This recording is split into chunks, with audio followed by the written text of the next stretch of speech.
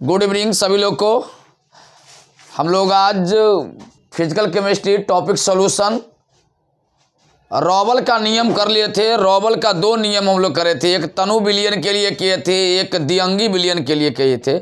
अगर एग्जामिनेशन में तनु विलयन से संबंधित अगर नियम पूछता है रॉबल का, तो आप तनु विलयन का नियम ही लिखेंगे कि किसी विलयन के वाष्प दाब का अपेक्षिक अपनापन विलयन में उपस्थित विलेय के मोल फ्रैक्शन के बराबर होता है। यह तनु विलयन का नियम था।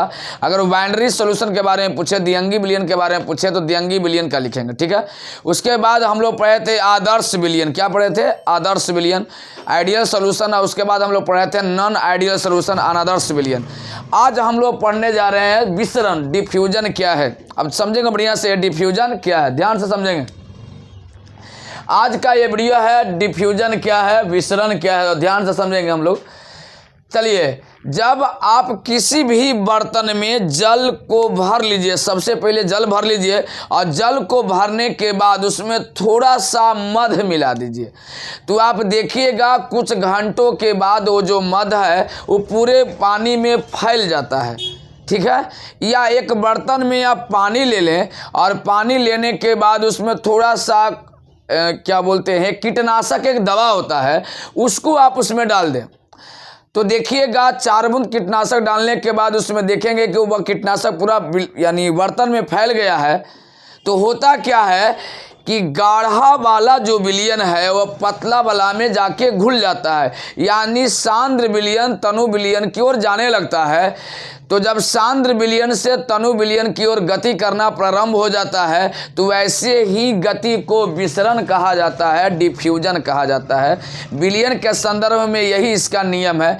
कहता है कि जब किसी सांद्र विलयन से तनु विलयन की ओर होने वाली गति को हम लोग क्या कहते हैं? डिफ्यूजन। चलिए अब ध्यान देते हैं हम लोग आगे। डिफ्यूजन के बाद हम लोग को पढ़ना है अर्धपारागम झिल्ली। दम समझेंगे बढ़िया से। अर्धपारागम झिल्ली, अर्धपारागम झिल्ली। ये अर्धपारागम झिल्ली क्या है? Semi permeable membranes, semi permeable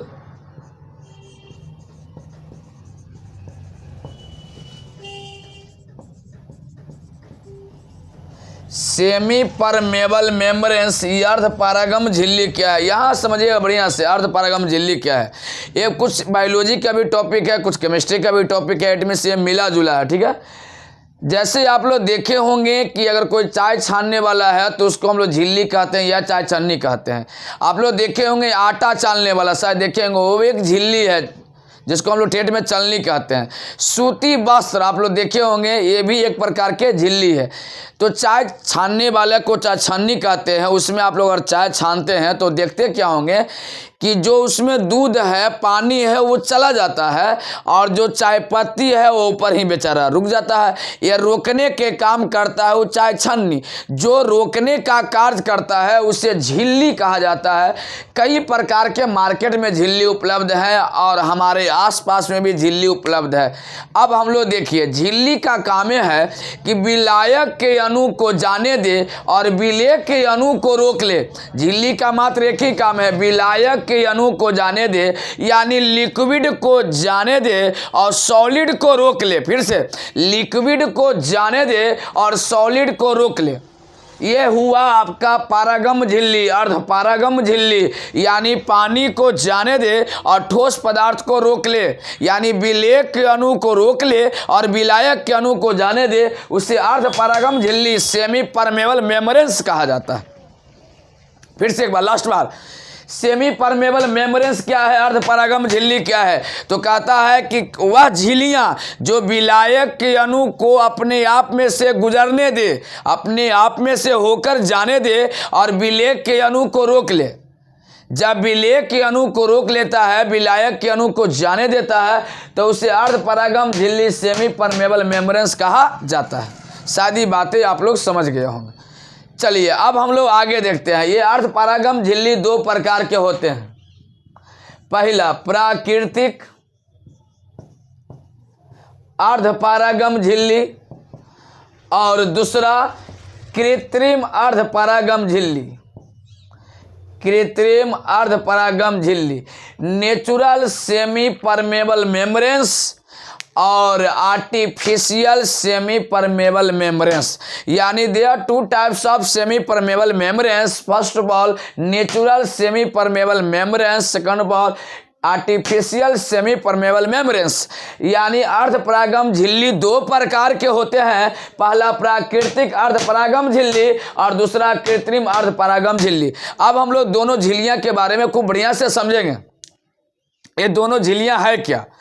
तो प्राकृतिक अर्धपरागम जो झिल्लियां होती है वह प्रकृति के द्वारा बनाया जाता है, और कृत्रिम अर्धपरागम जो झिल्लियां होती है वो हम लोग बनाते हैं, प्रयोगशाला में बैठ के बनाते हैं, कल कारखाना में बैठ के बनाते हैं, वो है कृत्रिम अर्धपरागम झिल्ली।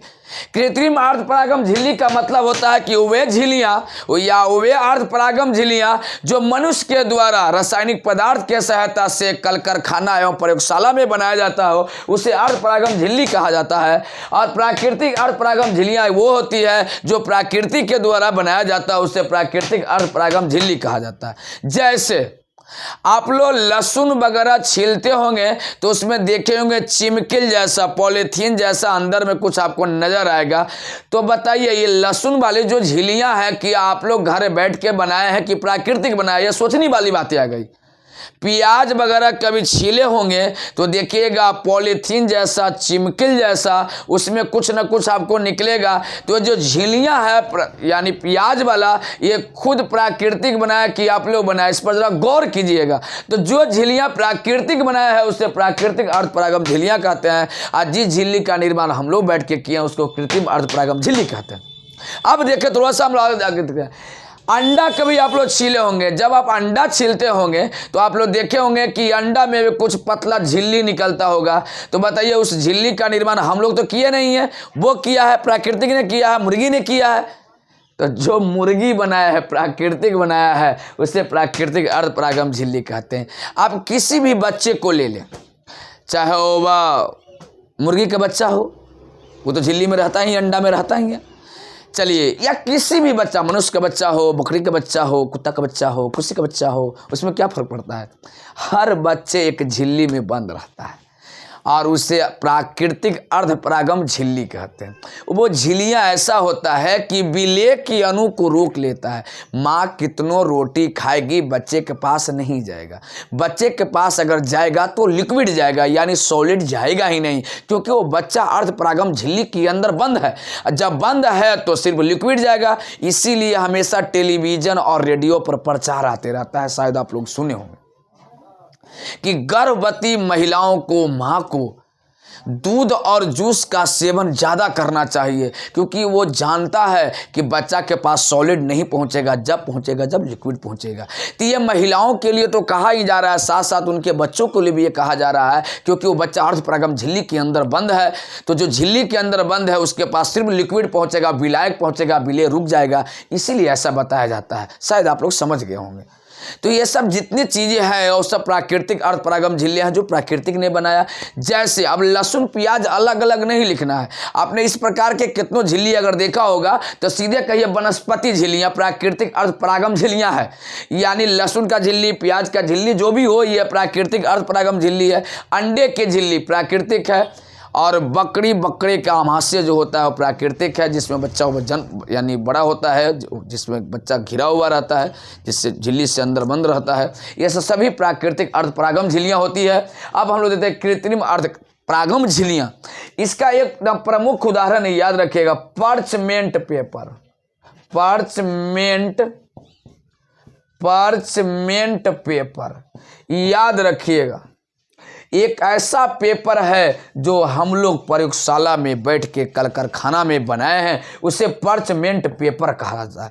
यह प्राकृतिक अर्धपरागम झिल्लियां है और इसे हम लोग कृत्रिम ढंग से रासायनिक पदार्थ की सहायता से प्रयोगशाला में बनाते हैं, उसे पार्चमेंट पेपर कहा जाता है। याद रखिएगा, ये ऑब्जेक्टिव आपको देगा। पार्चमेंट पेपर कैसा झिल्लियां है, तो कृत्रिम अर्धपरागम झिल्लियां हैं। झिल्लियां का मतलब समझ गए कि पानी को जाए देगा, विलेय को रोक लेगा, पानी को जाए देगा, विलेय को रोक लेगा, उसे झिल्ली कहा जाता है। और अर्धपरागम झिल्ली आधा सुधा जाए, पानी जाए, विलेय रोक ले, उसे अर्धपरागम झिल्ली कहते हैं। सेमी परमेबल मेम्ब्रेन्स कहते हैं। शायद ये झिल्लियां आप लोग देखे होंगे, यानी पानी को जाए देगा, विलेय को रोक लेगा, जाएगा। अब इतना बात अगर समझ गए हैं तो हम लोग आगे के प्रोसेस को समझते हैं।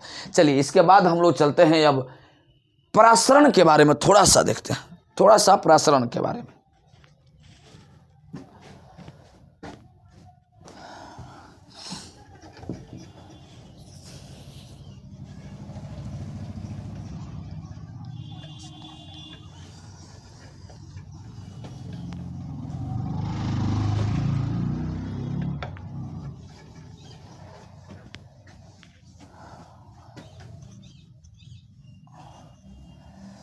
चलिए थोड़ा सा हम परासरण के बारे में देखते हैं।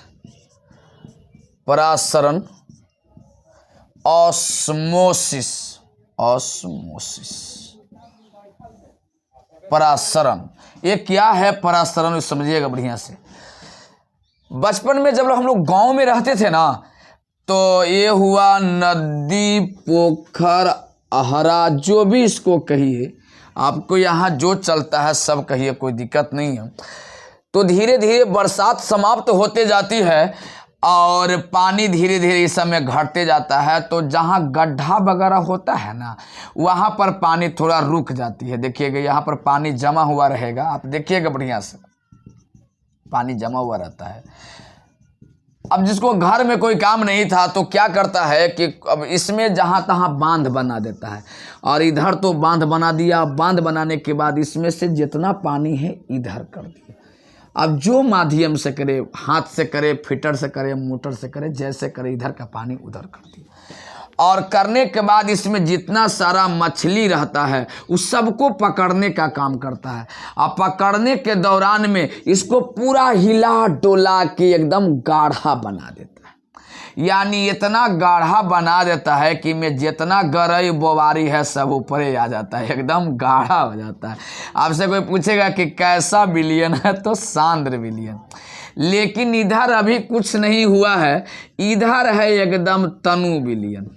इसके तुलना में तो तनु है ना, इधर है तनु विलयन। एकदम समझिएगा बढ़िया से। जब इसमें का टोटल मछली पकड़ा जाता है, शायद आप लोग मछली कभी पकड़े हैं। अच्छा एक बात बताइए, आप लोग मछली पकड़े हैं कि फंसाए हैं? दो चीज़ होता है, एक मछली पकड़ना होता है, एक मछली फंसाना होता है। आप लोग फंसाए हैं, फंसाने का मतलब घर में, गांव घर में एगो बंसी होता है जिसमें बड़का वो धागा होता है और उसमें मछली जाता है, उसमें खाने वाला कोई पदार्थ डाल देते हैं, सब पानी में डाल देते हैं, जैसी मछली उसको पकड़ता है ऐसे कर लेते हैं, उसको कहते हैं मछली फंसाना। आएगो होता पकड़ना, कैसे हाथ से टोया रहे हैं तो उसको कहते हैं मछली पकड़ना। अब फंसाए वाला समझ ही रहा है। चलिए ध्यान दीजिए इधर। अब तो हम लोग दोनों काम किए, मछलियों पकड़े हैं, मछलियों फंसाए हैं। ध्यान दीजिए, आप लोग क्या किए हैं वो आप समझिए, वो आपका पर्सनल मैटर है। ध्यान दीजिए इधर, ये तनु विलयन है। जब इसमें के पूरा मछली हम लोग पकड़ लेते थे तो क्या करते थे कि अगर 1 घंटा समय बच रहा है, शाम अभी नहीं हुई है, तो यहाँ पर इसको कट कर देते थे। और कट करने के बाद एकरा में के मछली यानी भाग ना जाए, इसीलिए घर ही से वो मच्छरदानी लेके जाते थे। अब मच्छरदानी के ये जब बढ़िया से एकदम मोरान पर लगा देते थे कि ये मछली नहीं रहो, इधर का पानी धका धक ने आ जाता था। देखिए इधर का जितना पानी था वो सब आ जाता था। अब ये जो झिल्ली देख रहे हैं, इसी को अर्धपरागम झिल्ली केमिस्ट्री में हम लोग कहेंगे। ये जो है झिल्लियां पानी को जाने दे रहा है, लेकिन मछली न जाए इसीलिए तो इसको लगाए हैं। यानी बिले न जाए, बिलायक जाए, इसलिए तो इसका उपयोग करते हैं झिल्ली का। अब देखिए यहाँ से पानी धक्का धक जा रहा है, लेकिन कब तक जाएगा? जब तक दोनों विलयन के सांद्रण बराबर ना हो जाए। दोनों विलयन का सांद्रण बराबर हो जाएगा, आना जाना बंद हो जाएगा। इस प्रक्रिया को परासरण, ऑस्मोसिस के नाम से जानते हैं। शायद आप लोग समझ गए होंगे कि ऑस्मोसिस क्या है। तो जब किसी सांद्र विलयन और तनु विलयन को एक दूसरे के संपर्क में रखते हैं, जब किसी सांद्र विलयन और तनु विलयन को एक दूसरे के संपर्क में रखते हैं, बीच में अर्धपरागम झिल्ली रखते हैं, तो तनु विलयन का विलायक सांद्र विलयन की ओर जाने लगता है। और यह प्रक्रिया तब तक जारी रहता है जब तक दोनों विलयन के सांद्रण बराबर नहीं हो जाता है। तो यह प्रक्रिया क्या कहलाती है? परासरण। यह हो गया आपका परासरण। परासरण के बारे में फ्रांस के वैज्ञानिक सबसे पहले एबे नॉलेट ने बताया था। फ्रांस के वैज्ञानिक ए.बे नौलेट ने बताया था। याद रखिएगा, प्रसारण के बारे में सबसे पहले फ्रांस के साइंटिस्ट ए.बे नौलेट ने बताया था। ये ऑब्जेक्टिव में कंपटीशन में पूछेगा, इंटरमीडिएट ये सब टच ज़्यादा नहीं करता है, ये सब कंपटीशन में अच्छा उच्च स्तरीय अगर एग्जामिनेशन देते हैं तो उसमें आपको पूछा जाएगा। चलिए, अगर नॉलेज हो गया तो कोई दिक्कत नहीं, याद हो जाता तो और अच्छी बातें हैं। परासरण का मतलब ये हुआ सांद्र विलयन, ये हुआ तनु विलयन, यानी एने के एने पानी तब तक जाता है जब तक दोनों पानी बराबर ना हो जाए। पानी मत कहिएगा, दोनों का विलयन का सांद्रता समान ना हो जाए तब तक की जाते रहता है। जैसे वो समान हो गया, जाना आना बंद हो गया, तो यह प्रक्रिया क्या कहलाता है? परासरण कहलाता है। अब इसी को हम फिगर बनाते हैं, देखिए शायद समझ गए, तो इसी को हम फिगर बनाते हैं। देखिए तेजी में समझिएगा, इसी का हम फोटो बनाने जा रहे हैं बढ़िया से।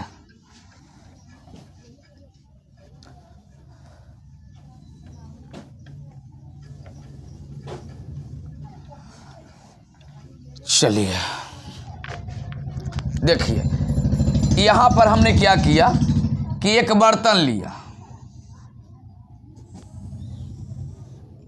और एक बर्तन और ले लिया, दो बर्तन ले लिए।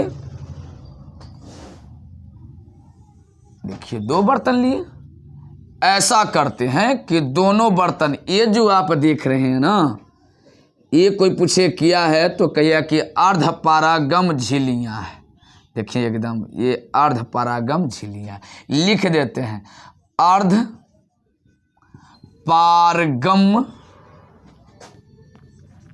अर्धपारागम झिल्ली है, सेमी परमेबल मेम्ब्रेन्स है। और क्या किए कि एकर ढक्कन एजा है, ये बर्तन का ढक्कन यहाँ है, ये ढक्कन लगा दिए हैं। अपना इधर से जो भरना होगा आप भरते उठते रहिएगा, वो आपका पर्सनल मैटर है। एक का ढक्कन एजा है, ढक्कन उक्कन खोल के जो भरना होगा भरते रहिएगा। देखिए, एक का ढक्कन यहाँ पर है। और इसमें क्या किए कि सांद्र विलयन रखे हैं। सांद्र विलयन कंसंट्रेटेड सॉल्यूशन है। सांद्र विलयन के मतलब एकदम गाढ़ा, तो लिख देते हैं एकदम गाढ़ा। फोटो में भी दिखना चाहिए कि एकदम गाढ़ा विलयन है, एकदम गाढ़ा विलयन, एकदम गाढ़ा विलयन। ये सांद्र विलयन है, एकदम गाढ़ा विलयन है। ठीक है, अब देखिए, ये है तनु विलयन। तनु का मतलब पतला, ये हो गया तनु विलयन, एकदम पतला। तनु विलयन देख के लगना चाहिए कि हाँ भाई तनु है। देखिए, ये तनु विलयन है, इसमें बहुत पतला ही है। अगर ऐसा करते हैं, एक दूसरे के संपर्क में रखते हैं, तो सांद्र विलयन से तनु विलयन की ओर पानी खाली जाएगा। अगर नमक मिलल है तो नमक नहीं जाएगा, चीनी मिलल है तो चीनी नहीं जाएगा, सिर्फ जाएगा तो पानी जाएगा। तो लिख देते हैं H2O। H2O माने पानी जाएगा। अर्धपारागम झिल्ली के पार करते हुए सिर्फ वाटर जाएगा। और कब तक जाएगा? जब तक दोनों विलयन के सांद्रण एक समान नहीं हो जाता है। तो ये प्रक्रिया ऑस्मोसिस, परासरण कहलाता है। परासरण कहलाता है, ऑस्मोसिस कहलाता है। चलिए, अब देखिए, ऑस्मोसिस को रोकने के लिए जो दाब लगाया जाता है उसे ऑस्मोटिक प्रेशर, परासरणी दाब कहा जाता है। लेकिन उसे समझाने के लिए कहानी हम बहुत बढ़िया से आपको सुनाते हैं। सबसे पहले इसका स्क्रीनशॉट ले, उसके बाद आपको हम कहानी सुनाते हैं। ठीक है, इसका स्क्रीनशॉट ले।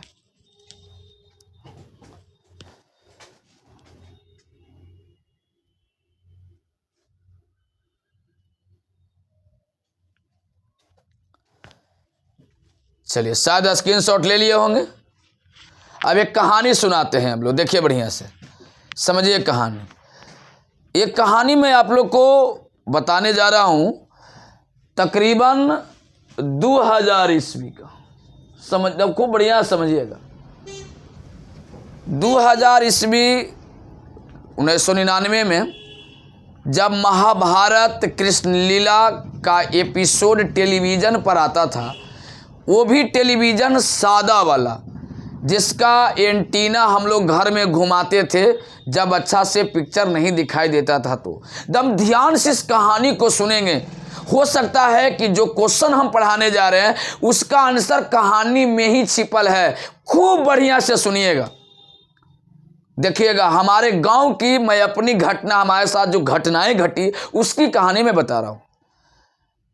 तो उस समय जो कृष्ण लीला, महाभारत और रामायण जो एपिसोड आता था उस संडे के संडे सुबह 8 बजे आता था। हमारे गांव में सिर्फ एक व्यक्ति के यहाँ टीवी था, उनका नाम था संजय जी। संजय जी की शादी हुई, उनके ज़माने में ब्लैक एंड वाइट टीवी मिलता था। उनसे ठीक 2-4 साल पीछे अगर हम बात करते हैं तो साइकिल और रेडियो और घड़ी मिलती थी। हमें देखिए एक घड़ी मिली है, रेडियो और साइकिल अभी बाकी है। हम डिमांड पर अड़े हैं, देखिए कब मिलता है। हम कह दिए जब तक रेडियो और साइकिल हमें नहीं मिलेगी मैं आपके यहाँ नहीं आऊँगा। घड़ी दे दिए हैं, अब देखिए 2 सामान और कम मिलती है। आगे अब देखते हैं क्या हुआ। उनको एक टेलीविज़न मिला। संजय जी हमारे जो गांव में रहते थे, संजय जी के यहाँ क्या हुआ कि सब लोग उन पर प्रेशर दिए कि संजय जी, मैंने कहे कि संजय जी ऐसा है, संडे संडे आप लोग जो टीवी जो आप मिला है उस एंटीना वाला जो तार होता है, इस टाइप का तार होता था एंटीना वाला, तो चौला टाइप का रहता था, मोटर जैसा चलता है उस टाइप का पतला तार रहता है एंटीना का। वो तनी बाहर निकाल दीजिए दलान में, हम लोग एतबार के 1 घंटा देख लेंगे। फिर तो एवरीडे आप लोग अपना घर में टीवी लगाते हो, अपने घर में देखिए, क्या फर्क पड़ता है। संडे के संडे कब से कृष्ण लीला, महाभारत टेलीविजन में, गाँव में एक आदमी का टेलीविजन रहता था, लोग देखने के लिए उनसे बोले, आग्रह किए, संजय जी निकाल दिए टीवी। हम लोग क्या करते थे कि उनका दलान पर एतवार के 7 बजे बोरा बिछा देते थे। हम लोग तो छोटे छोटे बच्चे थे, आराम से आगे बैठे हुए आराम से। और जब टीवी उवी आता था 7:30 पौने 8 में निकलता था, तो हमें सर्पलाइजर वगैरह जब फिक्स हो रहा है, एंटीना वगैरह हिल रहा है, हमने समय तक अब घड़ी देते, अब 2 मिनट अब है, अब 1 मिनट, महाभारत कृष्ण लीला रामायण चालू होता था। अरे बहुत मज़ा आता था उस समय। अब तो आप लोग के पास बड़ा बड़ा मोबाइल है, अब तो हर चीज़ आप एपिसोड वगैरह मोबाइल पर ही देख लेते होंगे। हम लोग रामायण देखने के लिए बहुत तरसते थे। आगे की घटना सुनिए क्या हुआ। जो यानी संडे जी तो टेलीविज़न निकलवा दिए, एक एतवार निकाले, दूसरा एतवार निकाले, तीसरा संडे निकाले, चौथा संडे निकाले। उनके बाबूजी यानी पिताजी को ये बातें पसंद नहीं पड़ रहा था। टीवी हमारे सौसे गाँव का देखता है। अब देखो होता क्या था। देखिए मान लिया जाए ये उत्तर है, समझ लीजिए, ये दक्षिण है, तब समझिए बढ़िया से, ये उत्तर है और ये दक्षिण है। हमारे गांव में ठीक बीचे बीचे रोड पार हुआ है। ये रोड आगे बढ़ के बराबर पहाड़ या पहुंच जाता है। हमारे गांव से ठीक ये रोड पार हुई है जो आगे चल के बराबर पहाड़ यानी बानावर में जाके मिल जाता है। मतलब समझ गए, हमारे गांव से बराबर पहाड़ यानी बानावर की दूरी लगभग 15 किलोमीटर है हमारे गांव से। यही हमारा गांव है, एकदम समझिएगा बढ़िया से। ये हुआ उत्तर साइड, ये हुआ दक्षिण साइड। मेरा जो घर था, मैं आपको बता दूं कि मेरा घर यहाँ पर था, इस साइड, ये कोना में मेरा घर था, और संजय जी के यहाँ घर था, समझेगा बढ़िया से, दक्षिण साइड में। मेरा घर उत्तर साइड में था, संजय जी का घर दक्षिण साइड में था। होता क्या था कि संडे के दिन हम लोग इधर से चल के इधर आ जाते थे, संजय के यहाँ दलान में जाके बैठ जाते थे, बोरा बिछा लेते थे। प्रत्येक संडे के यही काम करते थे, अपना देह से संजय जी यही करते रहते थे प्रत्येक संडे के। लेकिन उनके बाबूजी की बात पसंद नहीं आती थी। वो नहीं चाहते थे कि टीवी मेरा और गांव के सब आदमी मगनिया देखे, उनको पसंद नहीं पड़ता था। तो 2-4 बार संजय जी पे खिसियाए भी, फलना तोरा माना कहते हो टीवी मत बाहर कर, सब आदमी गांव के जुड़ जाता है। अंततः टीवी को निकलवाने के लिए, बंद करवाने के लिए, टीवी बंद करवाना है तो हमें ये बताइए कि हम लोग पर प्रेशर बनावेंगे कि संजय जी पर उनके पिताजी प्रेशर बनाएंगे। हम लोग देख रहे हैं, मुस्कुरा रहे हैं कि उनके पिताजी संजय जी पर प्रेशर बना रहे हैं। देख तोरे चक्कर में सब गांव के लेकर ना भी तो टीवी देखे, तू ही टीवी निकालता है। अगला संडे के निकल लो टीवी दलान पर, तो तू समझिए तोरा हम क्या करबो जे, मैंने उनके पिताजी प्रेशर बना रहे हैं। तो बताइए हमारा पर प्रेशर बनावे कि संजय जी पर? तो ये हम लोग आँख देख रहे थे कि प्रेशर बन रहा है, तो देखे कि संजय जी पर बना रहे हैं। हम लोग जा रहे हैं कि एने से पर प्रेशर बन रहा है, जैसे ही एने प्रेशर बनेगा टीवी निकलना बंद हो जाएगा, टीवी निकलना बंद हो जाएगा, एने से आना बंद हो जाएगा, ऐसा नहीं करेगा। यानी जो बाहरी दाब डाले यानी संजय जी के पिताजी संजय जी पर, ऐसे ही दाब को ऑस्मोटिक प्रेशर प्रसरणी दाब के नाम से जानते हैं। बताइए इधर से इधर जा रहा है, हर एतबार क्या जा रहा है, देखिए जा रहा है कि ना।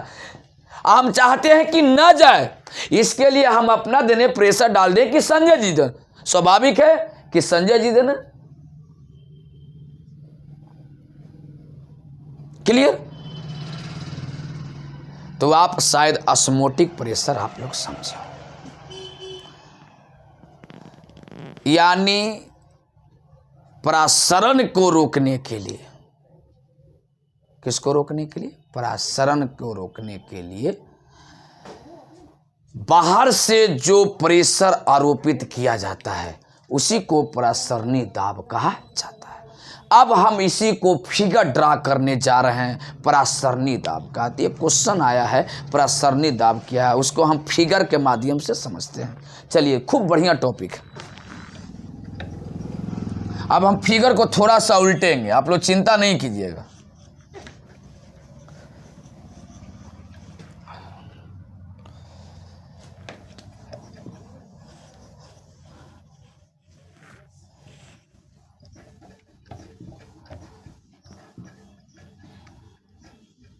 देखिए, अब जो क्वेश्चन हम लोग के आया है वो प्रसरणी दाब है। मैं पहले क्वेश्चन लिख देता हूं। यह है आपका क्वेश्चन प्रसरणी दाब। प्रसरणी दाब ऑस्मोटिक प्रेशर, ऑस्मोटिक प्रेशर प्रसरणी दाब, इसका फिगर हम ड्रा करने जा रहे हैं। तो खूब बढ़िया से समझिएगा।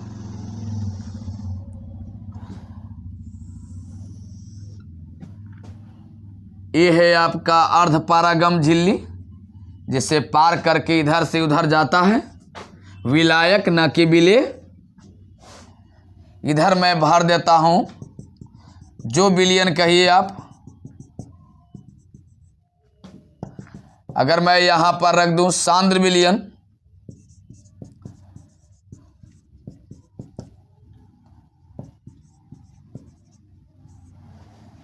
सांद्र विलयन, देखिए तनु विलयन से सांद्र विलयन की ओर जा रहा था, उसको प्रसरण कहते हैं। थोड़ा गलती हो गई थी प्रसरण में, थोड़ा ध्यान देंगे आप लोग। हाँ, थोड़ा सा मिस्टेक हुई थी। तनु विलयन से सांद्र विलयन की ओर होने वाले गति को प्रसरण कहते हैं, इसको ध्यान दीजिएगा, समझेंगे, इसमें सुधार लेंगे थोड़ा सा। चलिए देखिए, ये है तुम्हारा तनु विलयन, मैं नाम लिख देता हूं यहां, थोड़ा सा समझेंगे। तनु विलयन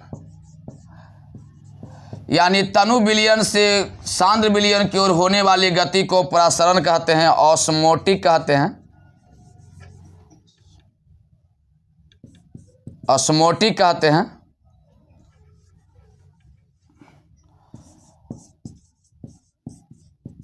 ऑस्मोटिक कहते हैं, यानी तनु विलयन से सांद्र विलयन की ओर होने वाले गति को ऑस्मोटिक कहते हैं। ध्यान से समझिएगा।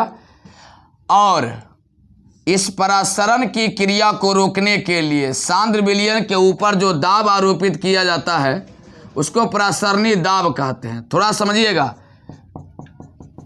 फिर से मैं 10 बार बोलूंगा, शायद तुम्हें याद हो जाए। सुनिए बढ़िया से। तनु विलयन से सांद्र विलयन की ओर होने वाले गति को प्रसरण कहते हैं। और जाता कौन है? तो पानी जाता है, विलायक जाता है। समझेगा बढ़िया से।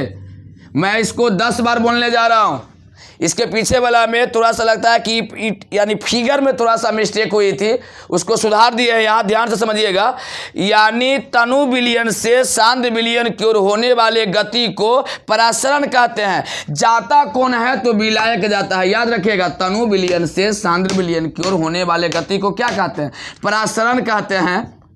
परासरण कहते हैं। और जाता कौन है? तो पानी। अब इसको शुद्ध भाषा में कैसे परिभाषा के रूप में बोलेंगे, ध्यान से समझिएगा।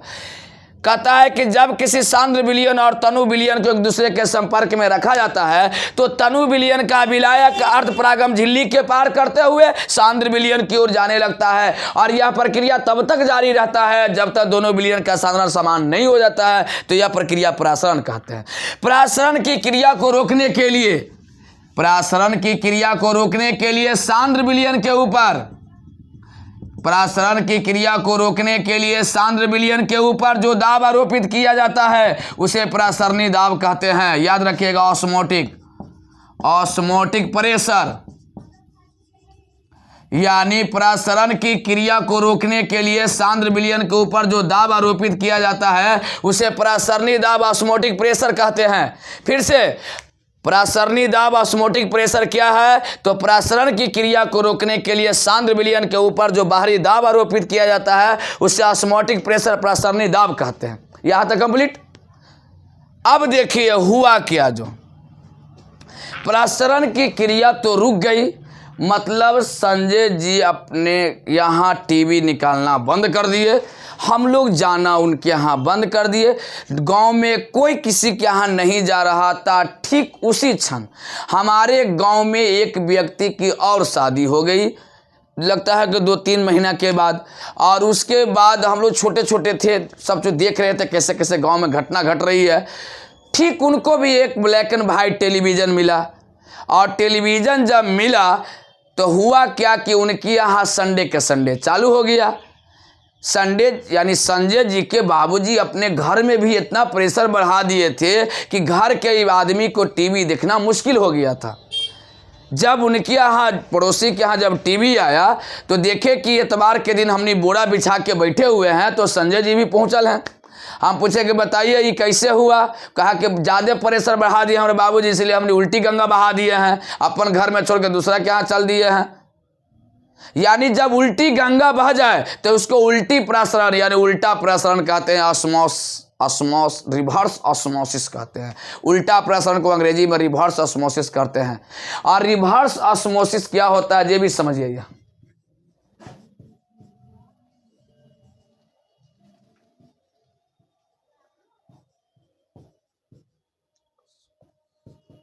रिवर्स ऑस्मोसिस, उल्टा प्रसरण। उल्टा प्रसरण क्या है? उल्टा प्रसरण में क्या होता है कि सांद्र विलयन और तनु विलयन शुरू में हो रहा था कि तनु विलयन का विलायक सांद्र विलयन की ओर जा रहा था। अगर प्रक्रिया उलट जाएगा तो सांद्र विलयन का विलायक तनु विलयन की ओर आने लगेगा, यानी यह प्रक्रिया उलट जाएगा, इधर से इधर आने लगेगा।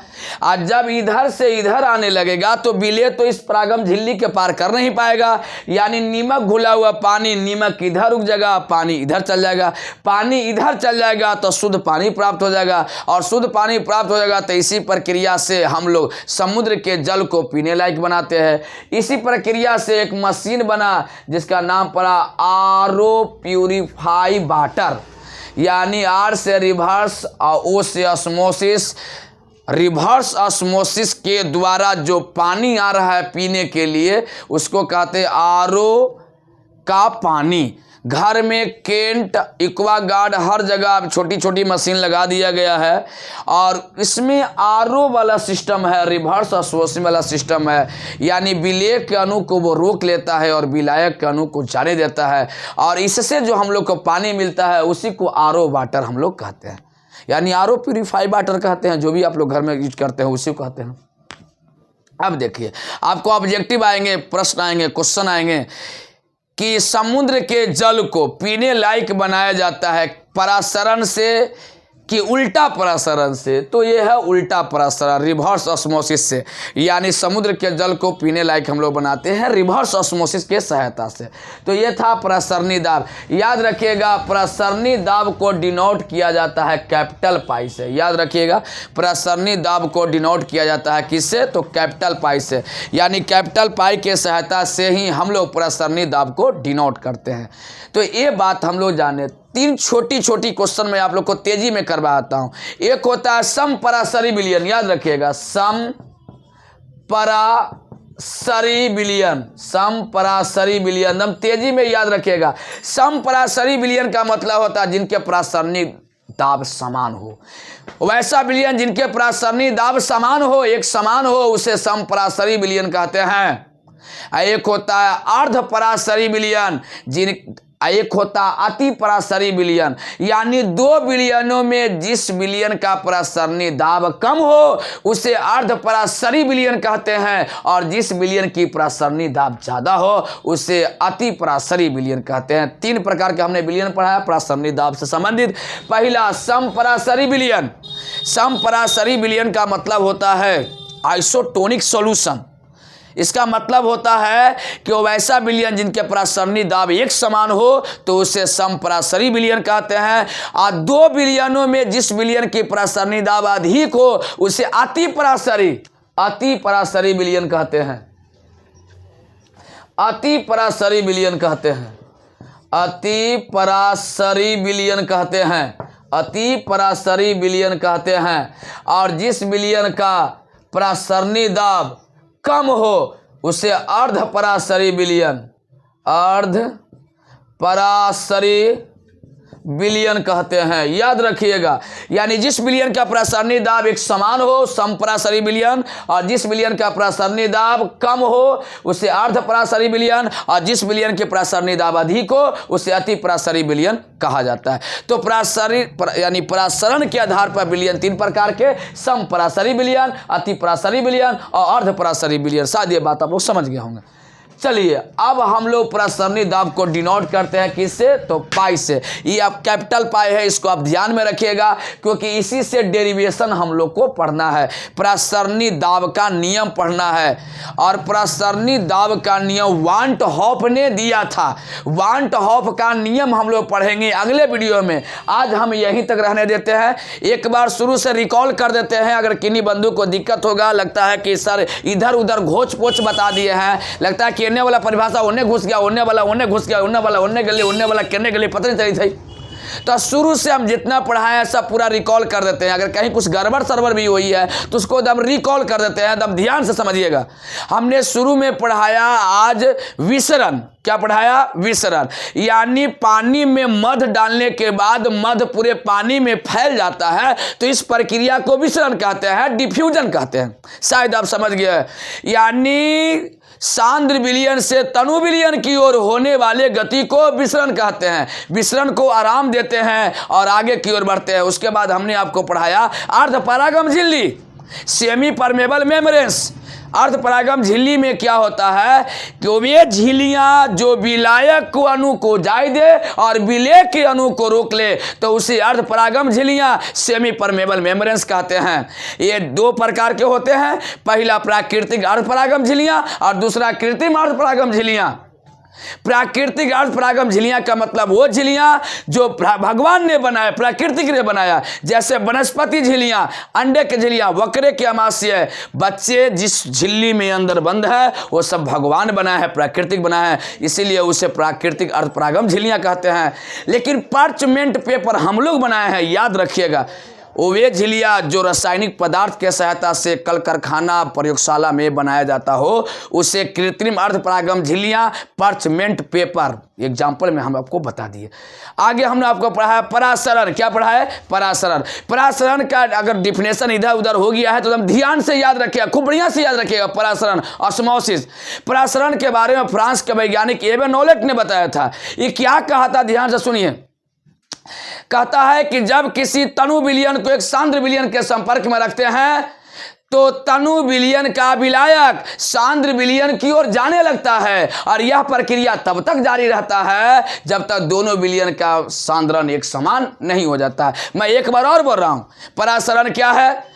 जब किसी तनु विलयन को एक सांद्र विलयन के संपर्क में रखते हैं तो तनु विलयन का विलायक अर्धपरागम झिल्ली के पार करते हुए, तनु विलयन का विलायक अर्धपरागम झिल्ली के पार करते हुए सांद्र विलयन की ओर जाने लगता है, और यह प्रक्रिया तब तक जारी रहता है जब तक दोनों विलयन का सांद्रण एक समान नहीं हो जाता है।